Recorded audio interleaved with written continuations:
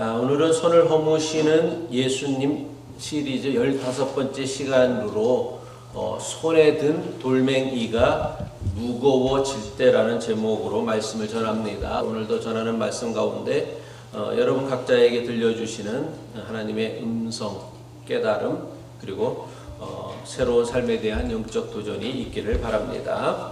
지금까지 우리는 두 번의 설교, 바리새인과 세리의 기도 그리고 지난주에 살펴보았던 두 아들의 비유를 통하여서 종교적 의인과 죄인을 나누는 정죄의 선, 우리 안에 깊숙이 보이지 않게 있는 이 정죄의 선에 대하여 살펴보았습니다. 예나 지금이나 교회는 스스로 의롭다고 생각하는 이들이 죄인들을 정죄하고 그들과 선을 그으며 나는 너와 다른 사람이다 라는 것을 자랑하고 드러내는 곳이 되어가고 있습니다. 더 심각한 문제는 더 많은 교회와 교인이 자신들의 의를 증명하기 위하여 종교적 의로움을 드러내기 위하여 자기의 기준에 맞지 않는 부류나 사람들을 끊임없이 죄인으로 만들어내고 있다는 것입니다. 오늘날 우리 사회에서 지나치게 과도할 정도로 행해지고 있는 이슬람 폄하나 아니면 동성애는 이런 현상 중에 또 다른 모습의 하나라는 거예요. 자신이 의인이 되기 위하여 우리는 누군가를 정죄합니다. 내가 의인이 되려면 하나님 앞에 더 경건한 삶을 살면 되는데 여기는 한도 끝도 없으니 교인들이 선택한 방법은 뭐냐면 내가 하나님 앞에 서서 끊임없이 자기를 의롭게 하고 경건하게 하는 삶 대신에 누군가를 정죄하는 것으로 누군가를 죄인으로 규정하는 것으로 자기를 의롭게 만들려 한다라는 거예요. 그래서 내가 정죄하는 죄인이 나쁘면 나쁠수록 내가 더 의로워진다라는 착각에 사로잡혀 신앙생활을 합니다. 하지만 우리가 지난주에 살펴봤지만 이러한 정죄의 선은 내가 정죄한 사람을 하나님의 잔치에서 쫓아내는 것이 아니라 자기 자신을 하나님의 잔치 밖에 세우게 한다는 것을 우리가 지난주에 살펴보았습니다. 오늘은 이러한 구조적 모순을 너무나 잘 알고 계셨던 예수님께서 어떻게 이 정죄의 선을 뛰어넘으시는지를 살펴보려고 합니다. 어느 이른 아침이었습니다. 예수님은 성전에 앉아 사람들을 가르치고 계셨습니다. 그런데 이 평화로운 아침, 예수님께서 사람들에게 하나님의 말씀을 가르치는 그 평화가 순식간에 깨어지고 맙니다. 서기관들과 바리새인들이 한 여자를 질질질 끌고 오는 거예요. 예수님 앞에. 그리고는 그 여자를 군중들 앞에 예수님 앞에서 예수님의 가르침을 듣던 사람들 앞에 세웁니다. 그리고는 말합니다. 선생이여, 이 여자가 간음하다가 현장에서 잡혔나이다. 이 여자를 어떻게 했으면 좋겠습니까? 근데 이 장면을 우리가 주의 깊게 살펴보아야 합니다. 성경은 기록하기를 그리고 저들은 말하기를 저들이 데려온 여자가 음행하던 현장에서 잡혀서 발각이 되어서 그 여자를 붙잡아 데려왔다고 했어요. 그러면 여기는 대단히 이상한 일이 있어요. 뭐가 이상해요? 예? 음행은 혼자 해요? 간음은 혼자 하냐고? 누가 빠졌어요? 그러니까 소문이 난 여자를 데려온 게 아니라 음행한 현장에서 붙잡아 왔다 그랬어. 그러면 그 현장에 누가 있었던 거야? 남자도 있었고 여자도 있었다란 말이에요. 근데 여자만 붙잡아 왔어. 이거는요, 애시당초 저들이 정죄하면은 그 어떤 공의도 정의도 찾아볼 수 없는 거예요.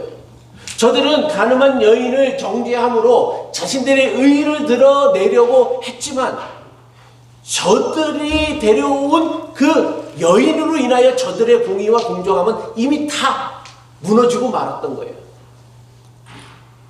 더 나아가 요한복음은 가늠한 여인을 데려온 저들의 의도, 그들의 의도를 숨기지 않고 고발하고 있습니다. 요한복음 8장 6절의 말씀이죠. 그들이 이렇게 말함은 고발할 조건을 얻고자 하여 예수를 시험함이러라.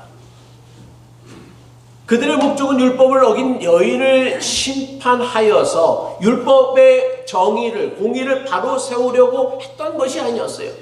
예수님을 함정에 빠뜨리고자 하는 것이 저들의 숨겨진 의도였다라는 거예요. 그리고 여인은 그저 그들의 계략을 위한 도구로 사용되어졌다라는 것이죠. 또한 서기관들과 바리새인들이 여인을 끌고 온 데에는 또 다른 이유가 있었습니다. 그들은 지금까지 세리와 죄인들을 자신들을 의롭게 보이는 도구로 사용하였던 것처럼 이 가늠한 여인을 사람들 앞에 세움으로 말미암아 나는 이렇게 깨끗하고 순결한 사람이라는 자기의 의로움을 드러내는 도구로 삼으려 했다라는 것이에요. 여인의 죄를 만천하에 고발함으로 자신의 의로움을 확인하려 했던 것입니다. 그들의 손에는 이미 돌멩이가 쥐어져 있었습니다. 그들은 율법이 자신들에게 이 가늠한 여인에게 돌을 던질 권리를 주었다라고 믿었어요. 그리고 그들은 그 권리를 당당히 행사하려고 하고 있었습니다. 내가 의롭다라는, 내가 공정하다라는, 내가 정의롭다라는 확신이 들 때에 인간은요 역설적으로 가장 잔인해진다는 사실을 잊지 말아야 합니다. 지금 저들의 손에 들린 돌멩이는요 율법의 정의를 세우기 위한 도구가 아니었습니다. 자신들의 추악한 더러운 위선을 감추기 위한 매우 잔인한 무기였다라는 거예요. 가늠한 여인을 붙잡아온 서기관들과 바리새인들이 예수님에게 묻습니다. 요한복음 8장 5절의 말씀이죠. 모세는 율법에 이러한 여자를, 어떠한 여자? 가늠한 여자를 돌로 치라 명하였거니와 선생은 어떻게 말하겠나이까? 이거는 어떻게 대답해도 함정에 빠질 수밖에 없는 상황이었습니다. 만약 율법에 명한 대로 돌로 치라고 했다면 여태까지 예수님이 말했던 자비와 사랑과 용서는 다 거짓말이 되어지는 거고, 또 돌로 치지 말라고 했으면은 율법을 정면으로 어기는, 왜곡하는 그런 함정에 빠질 수밖에 없었다라는 것이죠. 예수님은 저들의 의도를 간파하시고는 그들의 질문에 아무런 대답도 하지 않으셨습니다. 대신에 몸을 굽혀서 땅에다가 무엇을 쓰셨다라고 성경은 기록하고 있어요. 물론 성경은 예수님이 땅에다가 무엇을 쓰셨는지에 대해서는 그 어떤 기록도 남겨져 있지 않습니다. 예수님이 저들의 질문에 아무런 대답도 아니하시고 땅에다가만 뭐를 쓰시니까 그들이 재촉하여서 예수님에게 재차 묻습니다. 도대체 어떻게 해야 합니까? 우리가 어떻게 해야 됩니까? 이 여인을 돌로 쳐야 합니까? 아니면 치지 말아야 합니까? 그러자 예수님께서는 일어나셔서 말씀하셨어요. 뭐라고 말씀하셨습니까? 요한복음 8장 7절의 말씀이죠. 우리가 같이 한번 읽도록 하겠습니다. 시작. 너희 중에 죄 없는 자가 먼저 돌로 치라. 딱 요 한마디 하시고서는 다시 몸을 굽혀서 땅에다가 무언가를 쓰셨습니다. 그런데 이 짧은 한마디가 그 자리에 모든 것을 송두리째 바꾸어 놓았습니다. 너희 중에 죄 없는 자가 돌로 치라라는 이 예수님의 말씀은 이 여인이 행한 간음은 죄가 아니라는 뜻이 아니에요. 간음을 죄라고 규정한 율법이 틀렸거나 이제는 시대도 변하고 사람도 바뀌었으니 이 율법을 지키지 않아도 된다라고 말씀하시는 것이 아닙니다. 예수님은 나중에 여인을 향해 분명하게 말씀하셔요. 다시는 죄를 범하지 말라고 분명하게 말씀하십니다. 다시 말하여 예수님은 이 간음이 율법을 어긴 죄라는 것을 분명하게 말씀하셨다라는 거예요. 그런데 예수님은 율법을 아시면서도 너희 중에 죄 없는 자가 먼저 돌로 치라라고 말씀하신 거예요. 예수님이 말씀이 선언하는 의미는 한 가지입니다. 그것은 바로 사람 중에는 다른 사람을 정죄할 수 있는 사람은 아무도 없다라는 거예요. 모든 심판은 누구의 것이다? 하나님의 것이지 너희의 것이 아니다라는 것을 말씀해 주시는 거란 말이에요. 너희 중에 죄 없는 자가 먼저 돌로 치라는 것은 이 여인이 행한 간음이 죄가 아니다라는 것을 말씀하는 게 아니란 말이에요. 그래, 이 여인이 행한 일들은 분명 율법이 기록한 대로 죄가 맞아. 그런데 이 죄를 심판하실 분은 너희가 아니라 누구다? 하나님이라는 거예요. 과연 그 자리에 죄 없는 사람이 단 한 명이라도 있었을까요? 없었습니다. 우리가 살아가는 세상에서 죄 없는 사람이 있을까요? 있어요? 없어요? 있어요? 없어요.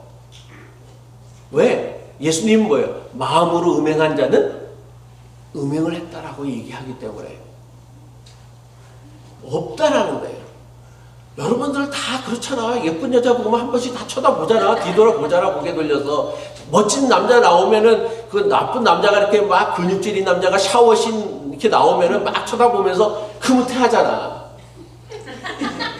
아니 뭐 아닌 것 같이 그렇게 하세요? 네? 그거 다 좋아하니까 드라마에서 그런 거 나오는 거예요. 예수님의 말씀은 어느 누구도 누군가를 함부로 정죄하고 심판할 만큼 완벽한 사람은 없다라는 거예요.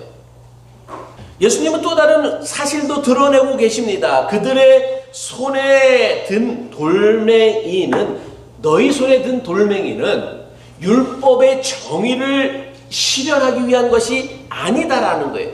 그 돌멩이는 누구의 죄를 가리기 위한 거예요? 자신들의 죄를 가리기 위한 거예요. 왜? 저 가늠한 여인을 돌로 쳐 죽임으로 말미암아서 자기는 깨끗하다, 더럽지 않다라는 것을 증명하고 드러내기 위함이라는 거예요. 그러니까 이 돌멩이는 공의를 세우는 것이 아니라 자기의 죄를 숨기고 감추기 위한 뭐다? 위선의 도구였다라는 거예요. 여인을 더 나쁜 죄인으로 만들면 자신들은 상대적으로 더 나은 사람, 즉 의인이 된다라고 믿었기 때문이에요. 그런데 너희 중에 죄 없는 자가 먼저 돌로 치라라는 말씀을 통하여서 그들의 위선을 낱낱이 드러내셨다라는 것이죠. 너희 중에 죄 없는 자가 먼저 돌로 치라는 예수님의 말씀을 들은 다음 어떤 일이 벌어졌습니까? 요한복음 8장 9절의 말씀이죠. 그들이 이 말씀을 듣고 양심의 가책을 느껴 어른으로부터 시작하여 젊은이까지 하나씩 나가고. 여기서 주목해야 될 성경 말씀이 있죠. 뭐예요? 예? 예? 왜 성경은 굳이 어른으로부터 시작하여 젊은이까지 하나씩 나갔다라고 얘기했을까요? 맞아요. 왜 나이 많은 사람이 먼저 나갔을까? 살아온 세월만큼 죄의 기억이 많기 때문에 그렇다라는 거예요. 나이가 많을수록 자신이 지은 죄의 목록이 더 길다라는 것을 예수님께서 드러내시게 하시는 것이죠. 젊어서 저지른 일들, 숨겨둔 일들, 비록 아무도 모르지만 자기만 아는 일들, 그 기억들이 예수님의 그 한마디 앞에서 모두 낱낱이 떠올랐을 것입니다. 그리고 손이 벌벌벌 떨렸을 것입니다. 그들도 하나님을 믿는 자들이라 그랬는지 양심의 가책을 느낀 거예요. 그래서 손이 떨렸고 자신들이 들었던 돌이 갑자기 무거워지기 시작한 거예요.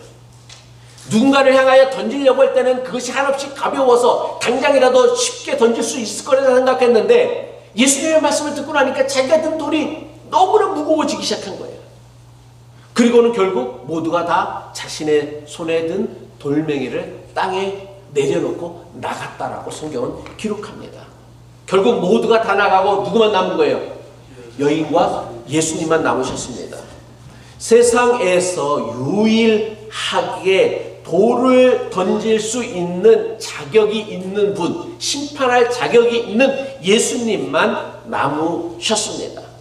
그분은 죄가 없으신 분이셨습니다. 그분만이 정죄와 심판에 돌을 던질 수 있었습니다. 그러나 그분은 정죄와 심판의 돌을 들지 않으셨다라는 거예요. 유일하게 우리의 죄를 심판하실 분, 하나님 한 분이신데 그 하나님이 우리에게 정죄와 심판의 돌을 들지 않으셨다라는 거예요. 모두가 현장을 떠나자 예수님께서 여인에게 물으십니다. 요한복음 8장 10절 후반부죠. 여자여, 너를 고발하여 했던 그들이 다 어디에 갔느냐? 너를 정죄한 자가 아무도 없느냐라고 물으십니다. 그러자 여자가 대답합니다. 주여, 아무도 없나이다. 그러자 예수님께서 다시 여인에게 말씀하십니다. 나도 너를 정죄하지 아니하노니, 누구도 너를 정죄할 수 없었던 것처럼 나도 너를 정죄하지 아니하노니 가서 다시는 죄를 범하지 말라. 나도 너를 정죄하지 아니하노니, 이 말씀이 바로 복음의 본질이란 말이에요. 용서가 먼저입니다. 가서 다시는 죄를 범하지 말라는 말씀은 용서의 선포 다음에 나오셨다라는 거예요. 예수님은 죄를 용인하지 않으셨어요. 하지만 예수님의 요청은 정죄함 위에서가 아니라 용서함 위에서 나왔다는 사실이에요. 이게 바로 복음의 방식이라는 거예요. 죄를 직면하게 하시고 정죄가 아닌 은혜를 직면하게 하셨다라는 것이죠. 하지만 많은 교회와 교인들은 이 순서를 뒤집습니다. 먼저 죄를 지적합니다. 그리고 변화를 요구해요. 그리고 나서 용서를 말합니다. 야, 너 이런 죄를 졌어. 네가 이런 죄를 끊고 깨끗해지면 내가 비로소 너를 용서해 줄게 라고 얘기한다란 말이에요. 이게 교회와 세상의 교인들의 방식이란 말이에요. 그런데 예수님은 그렇게 하지 않으셨어요. 용서가 먼저였어요. 그래, 네가 진지 않은데 나 너 용서해. 너 정죄하지 않을 거야. 너 심판하지 않을 거야. 그러니 다시는 똑같은 죄를 범하지 말라고 말씀하신다는 거예요. 용서가 먼저였고 새로운 삶으로의 초대는 그 다음이었다는 거예요. 이 순서가 대단히 중요합니다. 이 순서가 바뀌게 되어지면요, 복음은요, 복음이 아니라 뭐가 되어지는 거예요? 율법이 되어지는 거란 말이에요. 율법은요, 죄를 지적해요. 그리고 그 죄를 고치게 만들어요. 그리고 나서 용서를 해줘요. 그런데 복음은요, 용서를 먼저 말씀하셔요. 선포해 주세요. 그래, 너 죄 있는 거 아는데 내가 다 품어줄게. 용서해 줄게. 너 이제 하나님 안에서 용서받은 죄인이니까 이제부터는 똑같은 죄 짓지 말고 살아라 라고 얘기하시는 거예요. 이게 바로 복음이란 말이에요. 우리가 예수를 믿는 사람이라고 한다면 이게 우리의 삶의 원칙, 방식이 되어줘야 한다는 거예요. 근데 우리는요, 과연 복음의 방식으로 살고 있느냐 아니면 율법의 방식으로 살고 있느냐 생각해 봐야 돼요. 많은 사람들 사이에서 인간관계 아니면 교회 안에서 갈등이 생기면 항상 뭐라고 얘기해? 야, 너 이거 잘못된 거야. 이거 고쳐. 그리고 나서 내가 용서해 줄게. 그러니까 그러니까 안 되는 거야. 아무것도 안 일어나는 거예요. 서로 돌멩이만 던지고 마는 거란 말이에요. 잘못한 거 알아요. 그냥 안아주는 거예요.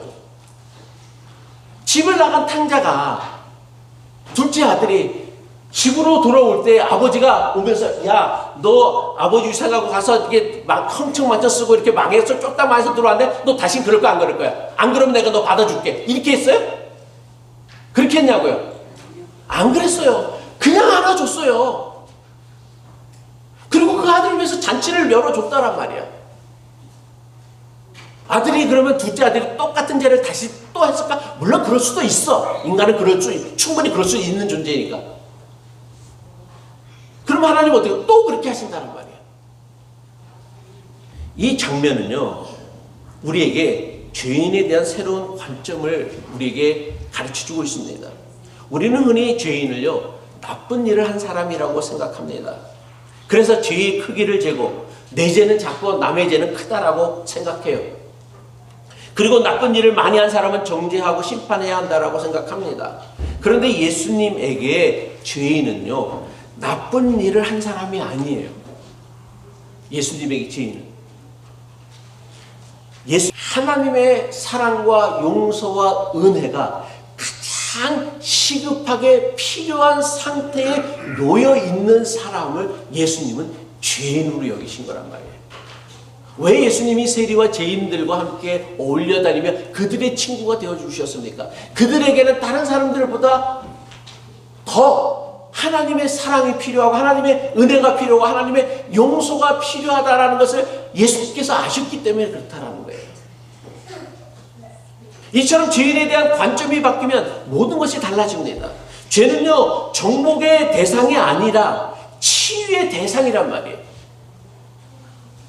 죄인은요, 심판받아야 할 사람 이전에 가장 먼저 하나님의 용서가 필요한 사람, 하나님의 사랑의 은혜가 필요한 사람이라는 거예요. 톨스토이의 소설 부활을 보면은 오늘 본문의 말씀과 대단히 깊이 통하는 역설적인 사건이 등장합니다. 소설의 주인공은 드미트리 넬류도프라는 귀족이었습니다. 그는 사회적으로 성공한 사람이었고요. 스스로 자기는 대단히 점잖하고 고상한 사람이다라고 자부했던 사람이었습니다. 그런 그가 어느 날 배심원에 뽑혀서 법정에 나가서 누군가의 죄를 묻고 따지게 되어졌어요. 피고석에 앉은 여인은 누구냐면 살인 혐의를 받고 재판을 받게 된 여인이었어요. 그런데 그 여인을 보자마자 이 주인공이 충격을 받습니다. 그 여인은 그가 젊은 시절에 유혹하고 버렸던 여인이었기 때문에 그래요. 그냥 한순간에 쾌락을 위하여 즐기고 버린 그 여인이 살인죄를 쓰고 협의를 받고 재판장에서 앉아있는 거예요. 얘기를 들어보니 그 여인은 자기의 잘못으로 그녀의 삶이 완전히 무너졌던 거예요. 그런데 정작 자신은 의인의 자리에 앉아서 그녀를 심판을 했던 것입니다. 이 기가 막힌 역설 앞에서 그는 타인을 정죄하는 인간의 위선이 얼마나 어리석은지를 뼈저리게 깨닫게 되어집니다. 그리고 소설의 제목이 부활인 이유가 바로 여기에 있다는 거예요. 자신이 의인이라는 환상이 깨지고 참된 죄인이라는 사실을 그가 직면하였을 때에 그에게는 이전과는 다른 진짜 영적인 새로운 삶으로의 부활이 시작되어진다라는 것을 톨스토이가 소설을 통하여 그리고 있다라는 것이죠. 이것은요, 요한복음 8장의 서기관들과 바리새인들이 경험한 사건이기도 합니다. 그들은 손에 든 돌을 내려놓으면서 지금까지 자신들이 의인이었다라는 착각과 환상에서 벗어날 수 있었습니다. 그리고 그 거짓된 환상이 깨어지는 바로 그 순간 그들에게는 진짜 신앙이 시작되어질 수 있는 영적인 문이 열린 거란 말이에요. 이건 우리도 마찬가지입니다. 오늘 우리의 손에는 무엇이 들려져 있습니까? 비난의 돌멩이입니까? 정죄의 돌멩이입니까? 아니면 오랫도록 쌓아 놓았던 분노의 돌멩이입니까? 우리는 모두 어느 순간 군중의 일원이 되어지고 있습니다. 어느 사람의 죄나 실패를 보면서 나는 저렇지 않지 라고 안도합니다. 그 안도감이 우리의 손에 돌멩이를 들게 만든다라는 거예요. 고달픈 이민 생활로 인하여 상처받은 이민자들의 안식처, 피난처가 되어야 할 이민교회가 너무나 자주 자신의 종교적 우월감을 확인하는 차가운 법정으로 변하고 있습니다. 내가 남들보다 뛰어난 신앙의 모습을 다른 사람들과 비교하며 정죄하는 순간, 혹은 큰 시련을 겪는 교우들을 향하여 기도가 부족하거나 숨겨둔 죄가 있다라고 수군거리는 순간 우리의 손에는 정죄의 돌멩이를 들고 있게 되어진다는 것이죠. 그런데 다른 사람을 향하여 던지려고 손에 든 돌멩이가 무거워지는 순간이 있습니다. 예수님의 눈이 나를 바라보실 때요. 예수님의 말씀이, 음성이 내 귀에 들릴 때입니다. 너희 중에 죄 없는 자가 먼저 치라라는 말씀을 들었을 때에 그 자리에 있었던 수많은 군중들의 손에 든 돌멩이가 갑자기 무거워지기 시작한 거예요. 그 엄중한 예수님의 음성을 대면하는 순간 나이 많은 저부터 모두 다 돌멩이를, 손에 든 돌멩이를 내려놓고 현장을 떠났습니다. 살아온 세월이 글수록 그 무게를 더 먼저 그리고 더 깊이 느꼈기 때문이라는 것이죠. 신학자 헨리 나우어는 자신의 져서 상처 입은 치유자에서 이런 통찰을 우리에게 남겼습니다. 진정한 치유자는 자신의 상처로부터 타인을 치유하는 힘을 끌어낸다라는 거예요. 기독교 신앙의 위대한 점은 뭐냐면 자기가 받은 상처가 누군가를 보복하고 복수하는 수단이 아니라 누군가의 아픔을 공감해주고 치유해주는 도구, 힘, 능력이 되어진다는 거예요. 이게 바로 기독교 신앙의 위대한 능력이다라는 거예요. 자신이 아파본 사람만이 남의 아픔에 진정으로 공감할 수 있다라는 거예요. 마찬가지로 자신이 죄인이다라는 것을 뼈저리게 인정하고 깨닫는 사람만이 다른 사람에게 정죄 없이 다가갈 수 있다는 것이죠.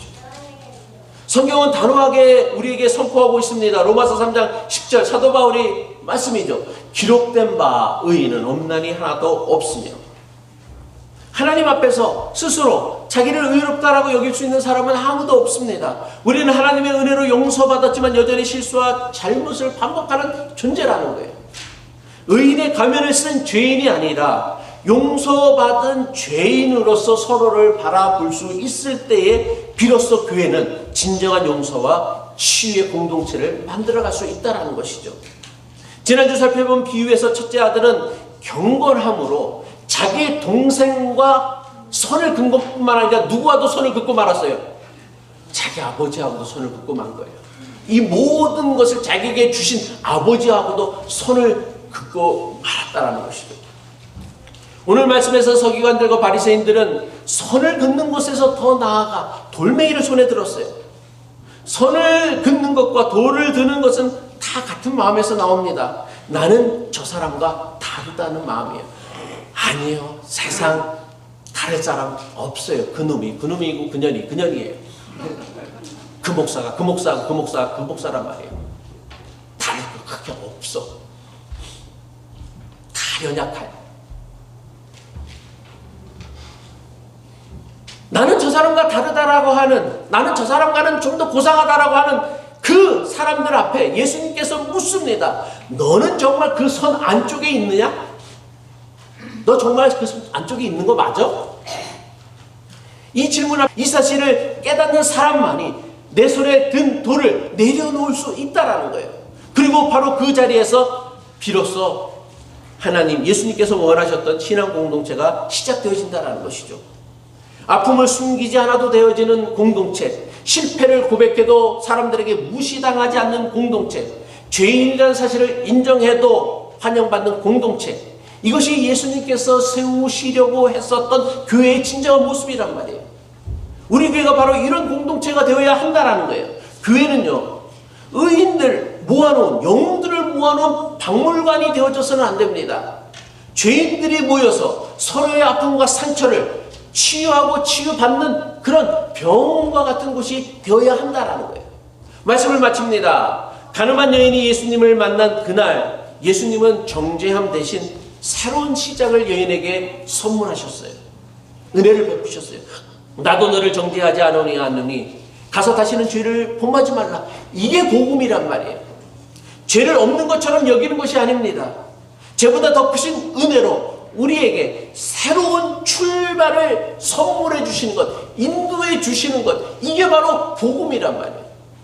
우리는 모두 복음이 주는 은혜와 용서를 누리는 사람입니다. 그리고 복음의 은혜를 받은 사람이 반드시 해야 할 일이 있습니다. 그것은 바로 내가 받은 주님의 은혜로 다른 사람들을 대하는 거란 말이에요. 내가 정죄 대신 긍휼의 은혜를 받았다면 나 역시 정죄 대신 긍휼의 은혜로 사람을 대해야 한다는 거예요. 내가 돌멩이 대신 용서를 하나님에게 받았다면 용서를 베푸는 사람이 되어져야 되는 거예요. 그리고 예수님이 나와 선을 긋는 대신 그 선을 지우는 은혜를 우리에게 베풀어 주셨다면 우리 역시 선을 긋기보다 선을 지우는 일을 선택할 수 있어야 한다는 것이죠. 이번 한 주간 살아가면서 판단하고 싶은 마음이 들 때가 있으면 잠깐 멈추어서시기 바랍니다. 그리고 내 손에 든 그 돌멩이를 조용히 내려놓으십시오. 그리고 주님이 나를 보셨던 그 눈으로 그 사람을 한번 바라보시기 바랍니다. 그래서 선을 긋는 자가 아니라 선을 지우는 자로, 정죄하는 자가 아닌 함께 치유하고 치유받는 자로 아름답고 존귀한 신앙의 여정을 살아가시는 저와 여러분 되시기를 주님의 이름으로 간절히 축복합니다. 아멘. 기도하겠습니다. 죄인을 위하여 독생자를 예수를 세상에 보내신 하나님 아버지, 오늘 말씀을 통하여 우리 손에 든 돌멩이를 깨닫게 하옵소서. 우리가 언제부터 저 돌을 들었는지도 잊고 살았습니다. 그러나 너희 중에 죄 없는 자가 먼저 치라라는 예수님 말씀 앞에 우리 손에 든 돌멩이를 살며시 내려놓게 하옵소서. 우리가 모두 용서받은 주인임을 기억하게 하옵소서. 그 기억이 우리를 겸손하게 하고 그 겸손이 우리를 긍휼한 사람으로 치유받은 상처 입은 치유자로 만들게 하옵소서. 우리 교회가 의인들의 박물관이 아니라 상처 입은 치유자들이 함께 모이는 아름다운 신앙 공동체가 되게 하옵소서. 서로의 죄를 정죄하지 아니하고 서로의 상처를 함께 품는 그런 믿음의 사람들 되게 하옵소서. 정죄 대신 새로운 출발을 선물해 주시는, 은혜를 베풀어 주시는 우리 주 예수 그리스도의 이름으로 간절히 기도하옵나이다. 아멘.